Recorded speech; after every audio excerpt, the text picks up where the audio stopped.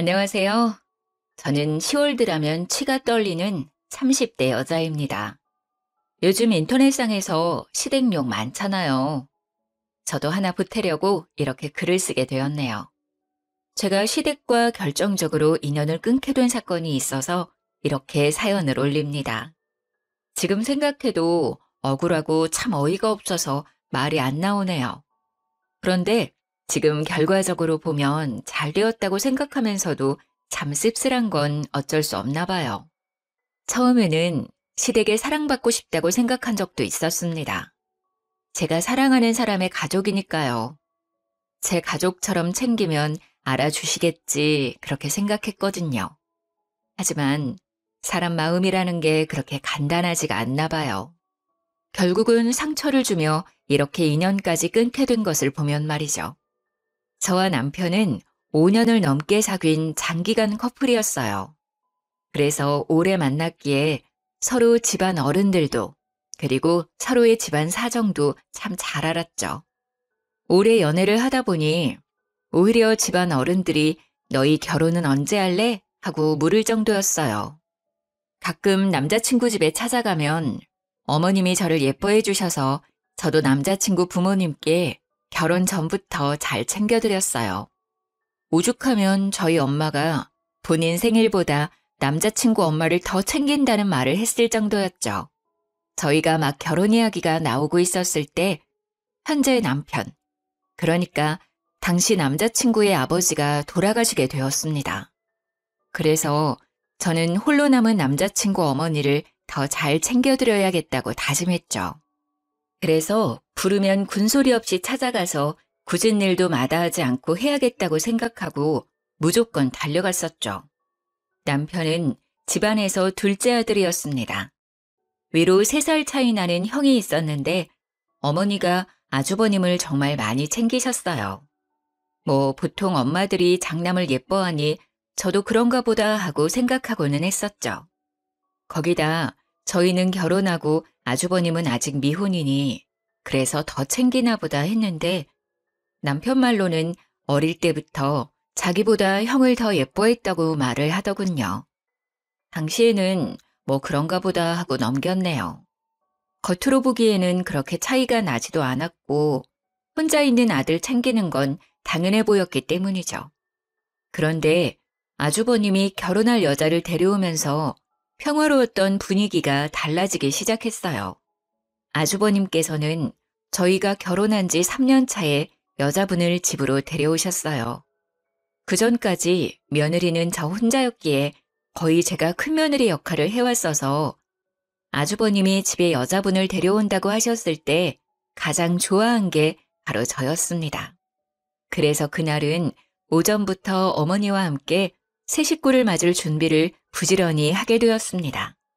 어머니도 아들이 30대 후반이 되어서 여자를 데려온다고 하니 얼마나 공을 들이시는지 잔치상 부럽지 않게 상을 차리고 싶으셨는지 장거리를 한가득 부셨습니다. 저희는 갈비에 잡채에 전까지 붙여서 정말 한상 가득 음식을 해놓고 새 식구가 오길 기다렸죠. 그리고 아주버님이 형님의 손을 잡고 현관문으로 들어오는데 여자분이 온몸을 명품으로 휘감고 있는 겁니다. 눈에 띄는 명품도 있었지만 나중에 찾아보니 명품이었던 제품도 있었던 것 같아요. 제가 명품에 눈이 어두워도 이건 딱 명품이라고 하는 것도 몇 개씩이나 있었죠. 저는 그때 대충 아주버님이 부자를 만나고 있다는 건 듣긴 했지만 머리끝부터 발끝까지 귀티가 좔좔 흐르는 형님을 보고 놀라긴 했습니다. 보통 부자가 아니라고 생각하게 되었거든요. 어머님도 처음 보는 큰며느리감이 반가우신지 손을 맞잡으시고 환하게 웃으시는데 저도 좋았습니다. 딱 그때까지는 그랬어요. 새 식구가 들어온다는데 나쁠 리가 없잖아요. 식사하다 보니 모자란 음식이 있으면 저는 부지런히 상으로 음식을 퍼나르느라 정신이 없었어요. 어머님이 갈비가 모자란다고 하자 저는 일어나서 갈비를 퍼오는데 거실 상에서 화기애애한 웃음소리가 퍼지고 있었죠. 자세히 들어보니 형님께선 혼전 임신을 했다는 소리였습니다. 저는 순간 3년 넘게 임신을 하지 못하고 있었기에 저도 모르게 어깨가 움츠러들더라고요. 그래도 어쩌겠어요. 집안의 축복인 건 맞죠. 하지만 저를 속상하게 했던 건 형님의 임신 소식이 아니었습니다. 바로 너무도 바뀌어버린 어머님의 행동이셨죠. 제가 갈비를 상위에 내려놓자 어머님이 형님의 손을 꽉 붙잡고 말씀을 하셨어요. 어머, 요즘은 아이를 다 혼수로 가져온다더니 참말이네. 정말 예쁘기도 해라. 우리에게 오자마자 장손까지 만들어 오고. 고생했다. 여기 갈비 먹어라. 잘 먹어야 아기가 잘 자라지. 그때 저희 남편이 제 눈치가 보이는지 갈비 한 조각을 제 밥그릇에 올려놓았어요. 아이를 가지기 위해 그동안 노력해왔는데 아직 가지지 못하고 형이 먼저 가졌다고 하니 제가 신경이 쓰였나 봐요. 갈비는 우리 자기도 좋아하니까 많이 먹어. 요리 만들고 준비하느라 고생했어, 자기야. 그래도 그 한마디가 얼마나 고맙던지 저는 남편을 향해 미소를 지었습니다. 그런데 어머님이 저를 슬쩍 보시더니 네가 한 게 뭐 있다고? 그러시면서 갈비를 형님 앞으로 밀어놓으셨어요. 순간 남편은 무안해져서 저를 보며 멋쩍은 미소를 지었습니다. 그때는 어머님이 학수고대하던 아주버님이 결혼할 사람을 데려왔는데 기다렸던 아이까지 가졌다는 말에 너무 좋아서 그러시나 보다 했었습니다. 저는 다시 잡채를 가지러 부엌으로 가는데 뒤에서 어머니의 커다란 목소리가 들려왔어요. 어머, 대학병원 의사라고? 내분비과? 아이고, 우리 집에 드디어 사자를 가진 사람이 들어왔구나. 아이고, 장하다. 지훈이 너도 참 용하다. 어떻게 이렇게 귀한 사람을 집에 들여왔다니? 참 우리 집에 복덩이가 들어왔구나. 저는 잔뜩 들떠있는 어머님의 목소리를 들으며 집이 정말 잔치 분위기라고 생각했습니다. 그렇게 분위기 좋게 식사를 마치고 어머님과 아주버님과 미래의 형님은 이제 결혼 이야기를 하셨어요. 그 상을 치우는 것은 또 저의 몫이었기에 혼자 사부작거리며 상을 치우고 있는데 남편도 그 자리에 앉아있기가 그랬는지 저를 도와 상을 같이 치워주더라고요. 고생했다고 저를 다독이는데 그 손길이 너무 고마웠어요. 아침부터 힘들게 부지런히 요리하고 상을 차렸어도 고생했다는 한마디 못 들을 줄 몰랐습니다. 그런데 남편이 그 맘을 알아주니 속상한 마음이 사르르 녹아내렸죠. 상을 치우고 과일을 내가는데 형님이 어머님께 선물이라고 명품 가방을 떡하니 내놓더라고요.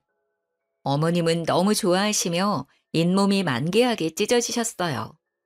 의사니까 역시 돈도 잘 버는 거겠죠. 어머님의 커다래진 입을 보는데 제가 괜히 죄송해지더라고요. 저렇게 좋아하실 줄 알았으면 하나 사드리는 건데 하는 마음이 드는 겁니다. 제가 사드린 건 명품은 아니어도 국내 유명 브랜드들이었거든요. 역시 어머님도 여자셨던 거죠. 어머니는 명품 가방을 품에 안으시고 예비 형님을 향해 말을 하셨어요. 뱃속에 아이도 있는데 결혼을 서둘러야지. 배가 나오기 전에 빨리 서둘러야겠구나. 시어머니의 말에 예비 형님이 난감한 표정을 지으시더라고요. 그런데 제가 너무 바빠서요, 어머니. 결혼 준비를 제대로 할 수 있을지 걱정이에요. 병원 일이 생각보다 한가한 일이 아니라서요. 어머님은 형님의 손을 꽉 잡으시며 활짝 웃으셨죠. 그럼 알다마다 큰일 하는데 바쁜 거 내가 다 알지. 결혼식 걱정은 하지도 말아라. 내가 다 준비하마. 여기 한가한 너희 동서도 있잖아. 그렇지, 작은 애야? 네가 결혼 준비하는 것 좀 도와주려무나. 저는 사과를 깎다가 두 눈을 동그랗게 떴죠. 아주버님의 결혼식을 제가 준비하다니요? 그것도 잘못하면 욕먹기 딱 좋은 결혼식을 말이죠. 저는 어색한 미소를 띄었습니다. 죄송해서 어쩌죠? 저도 요즘 회사 일이 바빠서 도와드리기 힘들 것 같네요. 그래도 본인들이 준비하는 게 더 마음에 들지 않을까요? 어머님은 제 말이 마음에 안 드셨는지 저를 흘겨보셨어요. 무슨 직장이 시간 조정 하나 마음대로 못한다니? 그래서 다른 일은 할 수 있겠어? 서로 어려울 때 돕고 해야 형제 우애가 좋아지고 그러는 건데. 아니에요, 어머니. 제가 바빠도 시간 내서 해볼게요. 동서 곤란하게 해서 미안해. 아니다, 내가 준비하마. 바쁜 네가 시간을 어떻게 빼려고 해. 뱃속에 애도 있는데 그럴 필요 없어. 저는 잠시 그 자리에 있는데도 벌써 숨이 막혀왔습니다. 어머니와 형님만이 다른 세상에 있는 것 같이 느껴졌는데 저는 딱 그 자리에 그냥 옆에 세워진 병풍 같은 존재 같았어요. 아직 결혼 전부터 이렇게 살얼음판인데 결혼하면 또 얼마나 달라지려나 하는 불안이 엄습해왔습니다. 왜 그런 느낌은 딱딱 잘도 들어맞는 것인지 모르겠어요. 형님은 결혼 전부터 보통이 아니셨습니다. 그렇게 형님의 결혼은 어머님 주도 아래 수월하게 이루어지게 되었어요. 두 분 결혼식이 한 달 앞으로 다가왔을 때 우리는 다시 시댁에 모이게 되었습니다. 그런데 형님과 아주버님이 생각지도 못한 말을 입 밖으로 꺼내시는 겁니다. 어머니, 이미 재산이 분할이 끝났다고 하던데 정말이에요? 아버님이 동등하게 나눠주셨다고 하는데 그게 너무 불공평한 것 같아서 말이죠. 제사도 저희가 다 지내고 어머님도 저희가 모시는 건데 왜 동등하게 나누었는지 이해가 되지 않네요. 이건 장남이 더 가져야 하는 문제 아닌가요? 저는 형님의 말을 듣고 어이가 없어서 입이 떡 벌어졌어요. 저희가 결혼 전에 아버님은 이미 아주버님과 남편에게 재산을 동등하게 나누어 주셨습니다. 시댁은 재력가까지는 아니지만 상당한 부동산 재산이 있었고 당시 저도 예비 며느리 자격으로서 그 자리에 있었고요.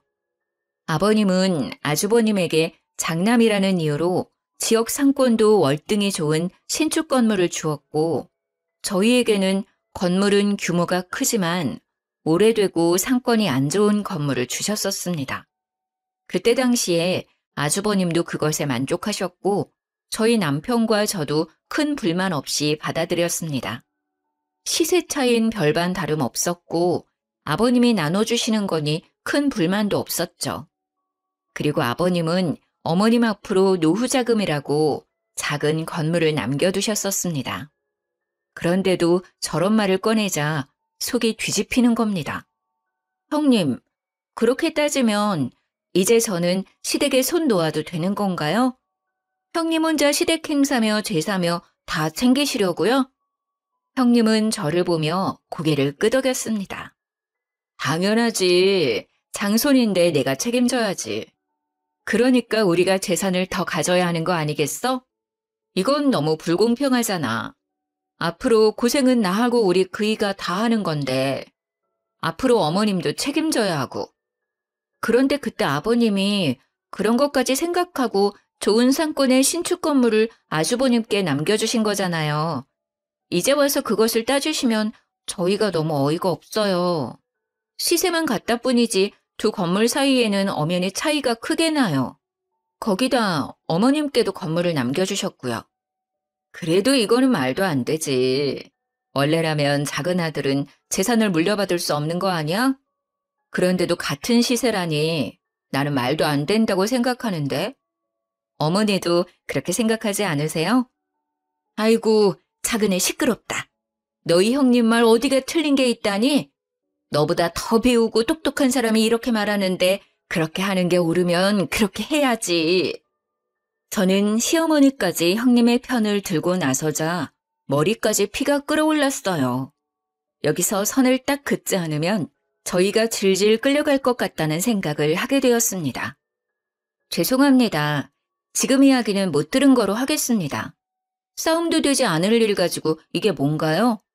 이미 아버님이 저희한테 주신 거고 저희는 다시 아주버님께 드릴 마음 같은 건 없습니다. 죄송합니다. 제 말에 갑자기 아주버님이 버럭대고 저를 향해 소리를 지르시는 겁니다. 아니, 재수씨, 어떻게 그렇게 말을 합니까? 윗사람이 말을 하면 듣는 척이라도 해야 하는 거 아닙니까? 이 사람이 앞날을 생각해서 이렇게 말하는 건데 어떻게 그렇게 딱 말을 자릅니까? 재수 씨가 시집와서 한 게 뭐 있나요? 그렇게 재산에 욕심이 나나요? 저는 재수 씨가 이렇게 속물인지 몰랐네요. 저는 순간 그 말에 어이가 없었습니다. 누가 지금 재산에 더 눈이 멀었는지 모르는 것 같았어요. 지금 재산 이야기 하시는 두 분은 아직 결혼도 안 하신 거 아니에요? 결혼 생활 한참 하시고 힘들어서 이런 이야기 하는 거면 이해라도 하려고 노력이라도 해보겠는데 이건 경우가 아니죠. 너는 윗사람한테 무슨 말을 그렇게 하는 거니? 어디서 배워먹은 버르장머리가 그래. 윗사람들이 아니다 하면 구분구분 말을 들을 연구를 해야지 어디서 따박따박 말대답을 하는 거야. 두 분이 한꺼번에 저를 향해 그렇게 말하니 속이 정말 뒤집힐 것 같았습니다. 어머니, 정말 말 한 번 잘하셨네요. 제가 장남이니까 더 갖는 게 옳죠. 재수씨, 아버지가 주신 건물 주세요 그럼. 이렇게 긴 이야기 할 필요도 없고 서로 얼굴 붉힐 일도 없을 것 같네요. 가만히 우리들의 이야기를 듣고 있던 남편이 이제 참지 못하겠는지 제 손을 잡아서 일으켜 세웠어요. 도저히 가만히 듣고 있기가 불편하네. 이미 그건 아버지가 나와 아내한테 물려주신 건데 왜 형이 주라 말아야? 재산에 눈먼 사람이 누군데 내 아내한테 그런 말을 하는 거야? 이미 끝난 이야기니까 더 이상 할 얘기도 아닌 것 같네. 우리는 그만 집에 가야 할 것 같아. 가자, 자기야. 그렇게 저희는 집으로 돌아왔습니다. 돌아오는데도 정말 두 눈이 시뻘개진 두 사람의 얼굴이 눈앞에 어른거리는 겁니다. 어디서부터 잘못된 것인지 길게 한숨이 쏟아져 나왔어요. 하지만 그때는 그게 시작에 불과했다는 걸 우리 모두 알지 못했습니다. 두 사람은 무사히 결혼식을 올렸고 일주일간 신혼여행을 떠났습니다. 그리고 그렇게 복잡한 타이밍에 저는 그토록 기다리던 임신을 하게 되었어요. 남편은 저의 임신에 너무 기뻐하면서 형님 내외가 신혼여행에서 돌아오면 말하자고 너무 좋아하는 겁니다. 저도 드디어 아이의 엄마가 됐다는 뿌듯함과 함께 시댁을 찾았습니다. 모두가 둘러앉자 남편은 활짝 웃으며 제가 임신했다고 공개를 했어요. 모두 놀라지 마세요. 우리 집에 또 경사가 있어요. 제 아내가 드디어 임신하게 되었어요. 자기야, 그동안 고생했어. 정말 잘했어. 남편의 말이 끝이 나자 형님이 갑자기 대성통곡을 하기 시작하는 겁니다. 통곡은 점점 심해지더니 자지러질 정도로 눈물을 펑펑 흘리는데 저와 남편은 꿀먹은 벙어리가 되고 말았습니다. 어머님과 아주버님은 형님을 달래는데 저희는 무슨 상황인지 모르니 가만히 상황을 지켜볼 뿐이었죠. 드디어 형님이 진정하자 휴지로 눈물을 닦아내며 저를 쳐다보더군요. 동서, 좋은 날에 정말 미안해. 내가 유산을 해서 동서 임신했다는 소식을 들으니 뱃속의 아이가 너무 생각나서 그랬어. 우리가 재산 가지고 다툰 날 있잖아. 그날 그게 스트레스가 되었나 봐. 나는 그게 그렇게 분란을 일으킬 줄 모르고 꺼낸 이야기인데 형제 싸움까지 번지고 며칠 동안 끙끙 앓다가 아이가 그만. 저는 정말 할 말이 없어서 입을 다물었어요. 그 상황에서 무슨 말을 할 수 있겠습니까? 형님의 말의 뉘앙스를 보면 결국 우리가 재산을 내놓지 않아서 자신이 유산했다는 말이 아니겠어요? 시어머니는 저를 눈으로 흘기시며 입을 비트셨어요. 그 재산이 무슨 대수라고 뱃속에 장손을 잃어버리게 만들어. 그리고 너는 이 상황에서 임신했다고 그렇게 말하고 싶니? 지금 사람 염장 지르는 것도 아니고. 아이고, 애들이 배운 게 없어서 그런지 눈치도 없네. 어머니의 말을 듣다 못한 남편이 벌떡 자리에서 일어나서 소리를 질렀습니다. 어머니, 그게 지금 무슨 말을 하시는 거예요? 지금 형네 아기가 우리 때문에 그렇게 되었다는 말이라도 하시는 거예요? 이게 어떻게 저희 잘못인가요? 지금 저희 아이는 안중에도 없으신 거예요? 형님 잃어버린 아이만 중요하신 거냐고요? 자기야, 그만 일어나 가자. 더 이상 여기에 못 있겠다. 저는 남편 손에 이끌려 다시 집으로 돌아왔습니다. 그런데 첫 임신에 심한 시댁 스트레스를 받아서인지 유산기가 보이기 시작했어요. 아래에 피가 살짝 비치고 아랫배가 자꾸 뭉치고 아파지는 게 큰 병원에 가서 검진을 받아보려 했지만 대학병원 같이 큰 병원은 대기가 너무 많이 걸려 있어 엄두를 못 내겠는 겁니다. 그래서 남편이 형수네 병원에 가서 검진을 받는 건 어떠냐고 물어보더군요. 어머님도 형님이 예약해서 허리 진료를 받았다는 겁니다.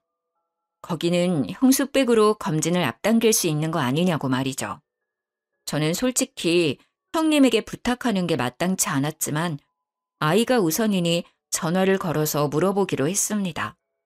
그런데 전화를 걸자마자 형님이 타박을 하시더라고요. 동서, 왜 전화했어? 바쁜 일 아니면 빨리 끊어. 혹시 이제는 우리한테 건물 넘길 결심이라도 선 거야? 그런 거 아니면 빨리 끊어. 나 바빠. 다시 머리에 혈압이 오르기 시작했습니다. 형님의 말을 듣자마자 내가 왜 이 여자에게 전화를 한 것인지 후회가 되기 시작했죠. 아니요, 그건 아니고요. 형님네 병원 산부인과 예약하러 가는데 혹시 빨리 앞당길 수 있는지 알아보려고 전화를 드렸어요. 곧 도착하니까 자세한 이야기는 일단 만나서 이야기 드릴게요. 갑자기 형님의 말투가 상냥해지기 시작했습니다. 어머, 그랬구나. 그런 일이면 말을 하지 그랬어. 내가 금방 알아봐 줄 수 있지. 잠시만 끊어봐. 내가 자리 있나 봐주고 다시 전화 걸어줄게. 그렇게 말하며 전화를 끊더니 10분 뒤에 다시 형님에게 전화가 왔습니다. 어머 동서, 내가 웬만하면 우리 병원으로 예약하려고 했는데 자리가 도저히 안 나온대. 대신해서 잘 보는 병원으로 예약해뒀거든? 거기로 가볼래? 그리고 건물은 출산 후에 이야기하자. 일단 뱃속 아기의 안정이 먼저잖아. 걱정하지 말고. 저는 형님이 예약해둔 다른 병원으로 내원하게 되었고 거기서 스트레스를 많이 받아서 유산기가 있다고 하면서 유산 방지 주사를 맞춰주었습니다. 그렇게 돌아왔지만 저는 이미 마음이 상해서인지 시댁 모임에 갈 때마다 스트레스가 쌓이더라고요. 그래도 어쩌겠습니까? 그 당시에는 이제까지 그렇게 해왔으니 부르면 당연히 가야 하는 거라고 생각을 하고 있었어요. 그게 효이고 그렇게 배워왔으니까요. 그런데 그곳에 가서 결국 저는 시댁에 학을 떼어버리는 일이 생기고 말았습니다. 그날도 시댁으로 가는데 가는 중에도 가슴 끈 명치가 답답하더라고요. 저는 이제 막 임신 6개월에 들어서는 중이었기에 어느 정도 유산에 대한 위험은 내려놓고 있었습니다. 그렇게 상에 둘러앉아 밥을 먹고 있는데 형님이 이번에는 주식 이야기를 하기 시작하셨어요. 어머니, 제가 말한 주식 사셨어요? 어때요? 돈 좀 만지셨어요? 많이 올랐죠? 형님은 이미 어머니에게 주식 투자를 권유해서 주식 투자를 했나 보더라고요. 어머님은 형님 말대로 주식이 올랐는지 입을 활짝 옆으로 찢으며 웃으시더라고요. 그러게 생각지도 않게 많이 올랐어. 너는 어떻게 이런 걸 잘 알고 있니? 정말 내 주위의 여편네들은 나를 그렇게 부러워한다. 며느리 하나 잘 뒀다고 말이야. 잘 됐네요, 어머니. 이번에 정말 확실히 오르는 화끈한 주식 있는데 한두 푼으로 투자해야 하는 게 아니라 한 번에 끌어모아서 투자해야 확실히 오르는 거거든요. 투자해보실래요? 주위에 어르신들 있으면 같이 투자하세요. 어머, 그게 정말이냐? 안 그래도 그 여편네들이 내가 주식으로 돈 재미 좀 봤다니까 자신들도 투자하고 싶다고 야단이더라. 내가 알아보마. 형님은 어머니의 말에 활짝 웃더니 저희를 보며 말을 이었어요. 동서도 투자하는 게 어떻겠어? 이번에도 정말 확실한 주식이거든. 이렇게 확실한 게 나오기도 쉽지 않은데 내가 아는 애널리스트 말이라서 찐이거든. 차 떠나기 전에 올라타야지. 저는 그 주식 투자가 왠지 끌리지가 않았습니다. 주식이 오른다고 단언하면서 확신을 하는 게 못 믿어왔죠. 주식이라는 게 한 치 앞도 못 가리는 건데 말이죠. 저는 단칼에 거절했습니다. 죄송해요. 저희는 그렇게 크게 투자할 돈이 없어서 말이에요. 저희는 빼고 하세요. 아우, 정말 아까워서 그래. 그 애널리스트 말로는 3배는 기본이고 최대 5배 이상은 뛴다고 하던데 이때 아니면 못 산다니까? 그 건물 있잖아. 그거 팔아서 투자하는 건 어때? 동서 말대로라면 시세도 더 이상 오르지 않을 거 아냐. 그렇게 끌어안고 있어봐야 세금이나 더 나오지. 거기 건물 상가도 몇 개나 비어 있어서 월세로 버는 것도 없다던데. 나 못 믿으면 그 전문가 믿고 투자해봐. 형님은 꼭 저희 건물을 미리 알아보신 것처럼 말을 하시더라고요. 저는 오랫동안 아파트 건설업체를 다니고 있었습니다. 어깨너머로 어떤 특징적인 지역이 아파트 개발이 잘 되는지 어렴풋이 알고 있었죠. 처음에는 잘 몰랐지만 아버님이 물려주신 건물을 보고 나서야 이곳이 잘하면 재개발이 들어갈지도 모르겠다는 생각을 하게 되었습니다.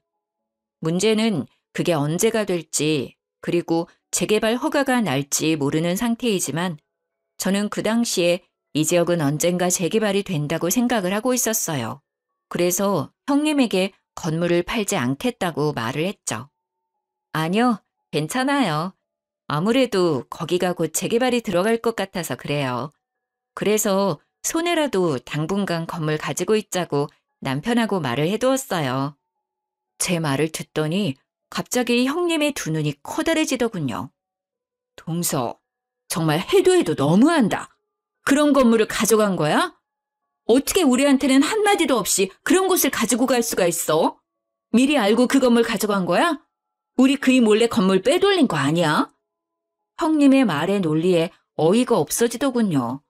건물을 빼돌리다니 어떻게 저런 말을 할 수가 있는 건지 당최 이해가 되지 않는 겁니다. 무슨 말을 그렇게 하세요? 저희도 아버님께 물려받고 눈으로 직접 건물 보고 재개발에 들어갈 것 같다는 거 안 거고요. 아직 재개발 뜬 것도 아니고 그럴 것 같다고 분명 말씀드렸잖아요. 그런데 무슨 건물을 빼돌려요? 저희는 정말 아버님이 주신 대로만 받은 건데 그리고 제가 회사 다니면서 지역이랑 흐름 보고 저 스스로 판단해서 그렇게 말한 거예요. 형님 정말 말을 이상하게 하시는 거 아니에요? 그게 말이 되는 거야? 아버님이 주신다고 그런 낡은 건물을 얌전히 받았다고? 그게 더 이상하지. 분명 뒤에서 아버님에게 무슨 말을 했으니 이렇게 된 거 아니겠어? 어머니, 이거 사기 아니에요? 좋은 건물 차지하려는 것 같은데 어머니, 아무리 생각해도 이건 아닌 것 같아요. 저는 정말 미치고 팔짝 뛸 것 같은데 그 당시 아버님 옆에 계셨던 어머님까지 저를 몰아가는 겁니다. 큰아기 말을 듣고 보니 그렇구나. 너 정말 건물 노리고 그런 거니? 정말 사람 하나 잘못 들여서 내가 별꼴을 다 보는구나. 너 이게 무슨 경우냐, 어? 아무리 재산이 탐이 나도 그렇지. 그렇게 노른자 땅을 홀라당 가지고 가서 너 혼자 잘 먹고 잘 살려고 했니? 말하는 꼬락서니도 아주 뻔뻔하게 시리. 정말 그 말이 사실이면 저도 가만히 있지 못하겠습니다. 재수씨, 이건 법적으로 사실 여부를 따져봐야 하는 겁니다. 사실이라면 지금이라도 이실직고 하세요. 순간 머리 꼭지가 돌면서 아랫배가 뭉치는 겁니다. 밑이 빠질 것처럼 아픈데 저는 배를 움켜쥐고 옆으로 쓰러졌어요. 어머니는 그 순간까지 저를 보고 타박을 하시는 겁니다. 옳시고 이제 내가 뭐라고 한다고 아프다고 생쇼를 하는구나. 정말 너 그렇게 안 봤는데 꼬리가 9 달린 여우 아니냐? 나 몰래 얼마나 너희 시아버지를 구워 삶은 거야. 안 일어나? 씨하지 말고 일어나. 저는 배가 아파서 식은땀이 흐르기 시작했어요. 저를 잡고 있던 남편은 제 손을 꽉 잡고 일으켜 세웠어요. 제발 억지 좀 부리지 마세요. 사람이 쓰러졌는데 계속 그런 이야기가 나옵니까? 자기야, 병원 가자. 이대로 안 되겠어. 저는 남편과 함께 급히 병원으로 향했습니다. 저를 본 의사는 하마터면 조산할 뻔했다고 도대체 갑자기 왜 이렇게 되었냐고 물어보는 겁니다. 저는 스트레스를 많이 받았다고 하니 자궁 경부 길이가 아주 짧아졌다고 했습니다. 결국 자궁 경부를 묶고도 위험하다고 남은 임신 기간은 병원 침대에 누워 있어야 한다는 겁니다. 서 있으면 밑이 빠질 것 같은 느낌에 배에 수축이 왔거든요. 병원 침대에 누워 있는데 괜히 서러워지는 겁니다. 보통 다둥이 가진 산모나 이렇게 한다는데 세상 원망이 다 남편한테 쏠렸습니다. 저는 아무 죄 없는 남편을 보고 윽박을 질렀습니다. 나 다시는 시댁 안 가. 이게 뭐야 진짜. 어렵게 아이 가졌는데 축하는 못할 망정 하마터면 우리 아이 잃을 뻔했잖아. 나한테 다시는 시댁 가자고 말하지 마. 다시 또 나랑 시댁에 가자고 하면 나 당신이랑 이혼할 거야. 알겠어? 눈물이 나오는데 남편이 제 손을 꽉 잡더라고요. 알겠어. 안 가도 돼. 그동안 고생했어. 우리 집 일은 이제 내가 알아서 할게. 당신은 우리 아이 걱정만 하면 돼. 다시는 당신 속썩이는 일 없이 할 거야. 내가 미안해. 당신 고생시켜서. 그 말을 듣는데 다시 눈물이 왈칵 쏟아졌습니다. 그동안 참아왔던 서러움이 한꺼번에 터져나왔습니다. 예쁨 받고 싶고 사랑받고 싶어서 열심히 노력한다고 한 것 같은데 어디서부터 잘못되었는지 모르겠네요. 저는 그렇게 완전히 시댁과 단절을 하고 4개월을 침대에서 더 버텨 무사히 제품에 딸을 안았습니다. 작은 얼굴에 오밀조밀 예쁜 얼굴을 보니 그제야 좀 숨통이 트이는 것 같았어요. 그렇게 아이를 키우느라 몇 달을 정신없이 보내긴 했어도 아무 걱정 없이 우리 세 식구만 챙기면 되니 스트레스로 인한 두통도 명치에 답답한 것도 사라졌죠. 남편이 오기를 기다리며 저녁을 준비하고 같이 식사를 하는데 남편이 시댁 이야기를 꺼내더라고요. 나 밥 먹고 잠시 본가에 다녀올게. 집에 무슨 일이 있는지 오늘 어머니에게 전화가 왔더라고. 울면서 전화를 하셨는데 갑자기 형수랑 연락이 안 된다고 하시더라고. 형도 갑자기 형수가 사라져서 이리저리 찾아보고 있는데 하루아침에 사라져버려서 둘 다 많이 놀랐나 봐. 저는 아이에게 이유식을 먹이다가 남편을 쳐다보았어요. 형님이 갑자기 사라졌다니 말이 나오지 않았어요. 거의 1년 가까이 시댁 일에는 신경 쓰지 않고 있어서 따로 형님과도 연락하고 있지 않았기에 저는 남편이 들려주는 시댁 이야기로만 소식을 전해 들었습니다. 남편은 시댁을 다녀와서 한숨을 푹 내쉬더라고요. 저는 그때야 무슨 일이 크게 났다는 걸 깨달았어요. 무슨 일이야? 큰일이 난 거야? 형님은 찾았어? 어디 계시는데? 일단 신고는 해놨는데 그게 좀 이상해. 형이 형수가 사라지고 일하는 대학병원에 가서 형수를 찾으니까 없는 사람이라고 했다는 거야. 그런 사람은 자신의 병원에 근무하지 않는 의사라고 하더라고. 분명 어머니가 몇 달 전에 허리 때문에 병원에서 형수 이름으로 진료 예약하고 진료를 받았고 병원 홀에서 의사 가운 입고 있는 것도 봤다고 하니까 간호사가 형수 이름으로 진료 예약된 것은 맞는데 의사로 근무하는 사람은 없다는 거야. 간호사까지 통틀어서 직원 명단을 봐도 형수 이름은 없대.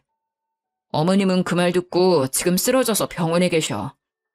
남편의 말에 저는 당황했습니다. 분명 우리는 형님이 그 대학병원 의사라는 것에 아무 의심이 없었습니다. 어머님이나 아주버님이 병원 홀에서 의사 가운을 입고 있는 형님을 만났다고 했으니까요. 그런데 막상 병원에서 형님은 그 병원 의사가 아니라고 하는 겁니다.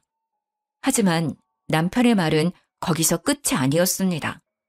그래서 경찰서에 가서 실종 신고를 하면서 정황을 이야기했더니 경찰의 말로는 사기꾼한테 당한 것 같다고 하더라고. 일부러 처음부터 형의 재산과 우리 집 재산을 노리고 들어온 전문 사기꾼 같다고. 그럼 형님, 아니지, 그 사기꾼을 다시 찾을 수 없다는 거야? 그런데 그때 어머님이 홀레당 주식 투자한다고 하시지 않았어? 그건 어떻게 된 거야? 그것도 가지고 도망간 거야? 지금 그게 가장 큰 문제야. 나도 그게 걱정되어서 물어봤더니 이미 어머니하고 형하고 건물까지 다 팔아서 그 주식에 투자했대. 경찰 말로는 그런 주식 자체가 없다는 거야. 아마 현금으로 돌려서 빼돌리기 위한 거짓말이라고 하는데 형수의 신원도 가짜고. 지금 조회 중이긴 한데 보통 이런 경우는 이미 해외로 도주했을 거라고 말하더라고. 신원이 가짜라니 무슨 말이야? 혼인신고 했을 거 아니야. 그게 형수가 일이 너무 바쁘다고 혼인신고를 미루자고 해서 혼인신고를 아직도 하지 않았다더라. 그래서 신원 추적이 늦어지고 있어. 정말 어머님은 믿는 도끼에 크게 발등을 찍히고 마셨던 거죠. 온 식구들을 속이고 시댁과 아주버님의 재산을 몽땅 갖고 튄 그 사기꾼은 몇 달 수사 끝에 필리핀으로 도주를 했다는 것을 경찰에서 밝혀냈다고 하더군요. 어머니는 쓰러진 뒤로 중풍이 오셔서 말도 어눌해지고 한쪽 몸이 마비가 오셨다고 해요. 문제는 어머님이 또 없는 돈까지 끌어다가 사기꾼에게 투자해버려서 빚도 상당하다는 겁니다.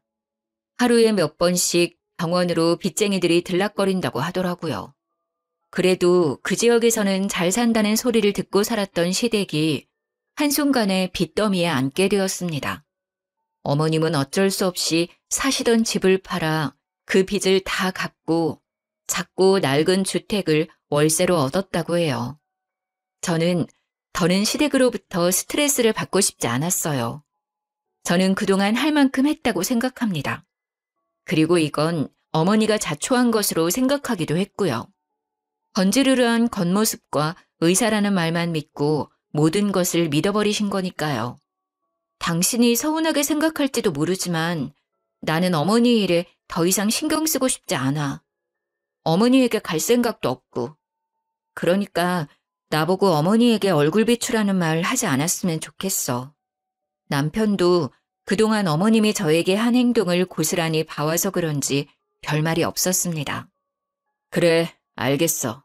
내가 알아서 할 테니까 당신은 어머니 일에 신경 쓰지 마. 그리고 남편은 어머니에 대해 저에게 말하는 법이 없었어요. 그렇게 몇 년이 흘렀는데 저의 예상대로 저희의 건물은 재개발이 진행되었습니다. 저희는 보상금으로 큰 돈을 벌었죠. 그 말을 저희 어머님이 어떻게 들었는지 저에게 수십 통 전화를 해서는 생떼를 부리기 시작하는 겁니다. 작은 애 너는 어쩌면 이럴 수가 있는 거니? 아무리 시어머니가 잘못했다고 해도 이렇게 몇 년 동안 얼굴 한번 안 비추고. 너는 그러는 거 아니다. 내가 뭘 그렇게 잘못했니? 그때는 어쩔 수 없어서 그런 거 너도 알잖아.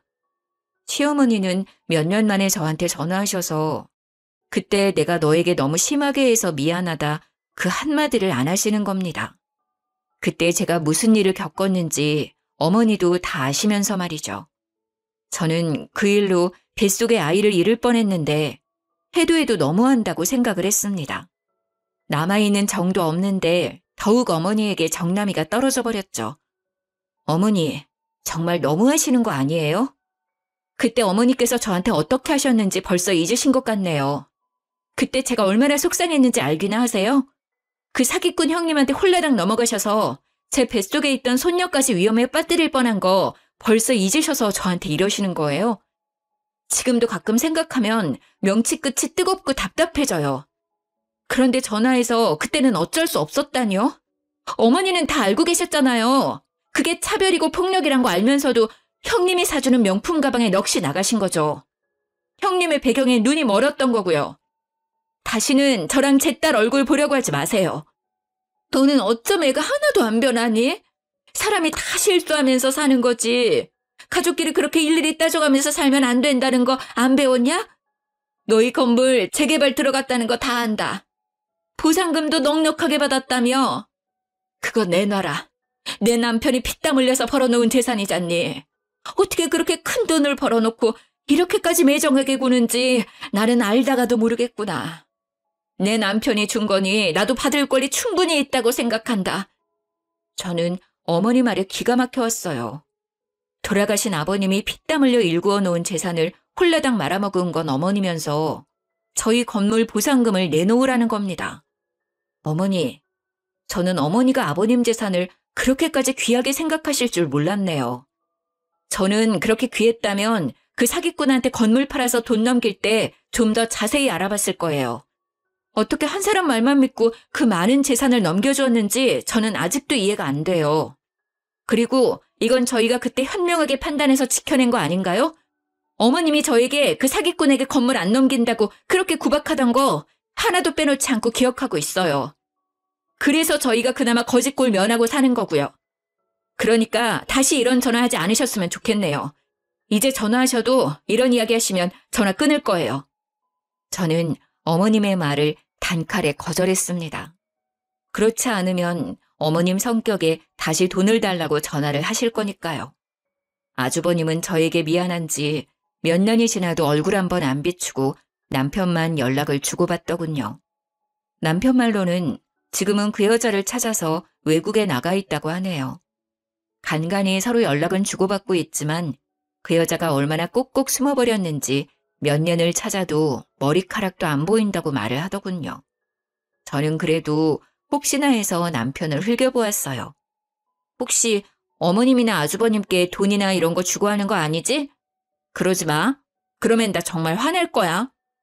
남편은 저를 보며 팔짝 뛰더라고요. 내가 미쳤어? 돈을 왜 줘? 형은 나한테 그런 말 미안해서라도 꺼내지도 않아. 자기한테 미안하다고 전해주라는 말만 계속하더라. 자기도 그렇게 속을 줄 몰랐다고. 어머님은 나한테 돈 달라고 전화는 하지만 나는 안 된다고 했어. 병원비는 내드리고 있지만 다른 돈은 안 드린다고 확실히 성 그었어. 나도 말이야, 어머니에게 서운한 게 한두 개가 아니야. 어릴 때부터 어머니는 유독 형만 예뻐했으니까. 당신도 이미 질릴 만큼 봤잖아. 저도 남편이 어머님의 병원비를 내고 있다는 것을 알고 있었습니다. 결혼 전부터 어머님이 아주버님을 알뜰히 챙기는 것을 봐오긴 했지만 어린 시절부터 그런 모습을 봐온 남편도 결혼 후까지 그러니 이제 진절머리가 난 듯 했습니다. 알겠어. 병원비는 내드려야지. 그 정도는 나도 괜찮다고 생각은 해. 하지만 그 이상은 안 도와드리는 게 옳다고 생각해. 그리고 나는 다시 시댁일에는 손대고 싶지 않아. 그건 당신이 이해해줬으면 좋겠어. 남편은 알겠다고 자신의 집일에 신경 쓰지 않아도 된다고 했습니다. 어머님과 완전히 연을 끊고 지낼 수는 없겠지만 그래도 우리 부부는 시댁에 경제적인 도움은 주지 않겠다고 어머님께 확실히 선을 그었습니다. 어머님도 이제는 저희에게 돈을 받아낼 수 있다는 생각은 버리셨는지 저에게는 전화도 더 이상 오지 않고 있네요. 가끔 밖에 나가서 폐지를 주우셔서 생활비에 보태 쓴다고 남편이 말을 해주더군요. 일평생을 곱게 사셨던 분이셨는데 집에 사람 하나 잘못 들여서 고초를 겪게 되신 거죠. 저의 사연은 여기까지입니다. 저는 토끼 같은 딸과 남편과 함께 잘 지내고 있어요. 명절에는 시댁에는 가지 않으니 저희 세 식구는 여행을 다니고 있습니다. 아마 그런 일이 없었다면 저희도 다른 집들처럼 시모도 함께 여행을 다녔을 수도 있었겠죠. 하지만 이미 지난 일을 떠올려봤자 어쩌겠어요. 나쁜 기억은 빨리 털어버리고 일어서야죠. 가끔은 믿었던 사람에게 가장 많이 상처를 받기도 하는 것 같아요. 하지만 서로 상처 주는 사이라면 서로 안 보고 사는 것도 좋은 방법인 것 같습니다. 조금은 멀리 떨어져 서로의 소중한 것을 생각해 보는 게 어떨까 싶네요. 모두 행복해지길 바라면서 이만 글을 드리겠습니다.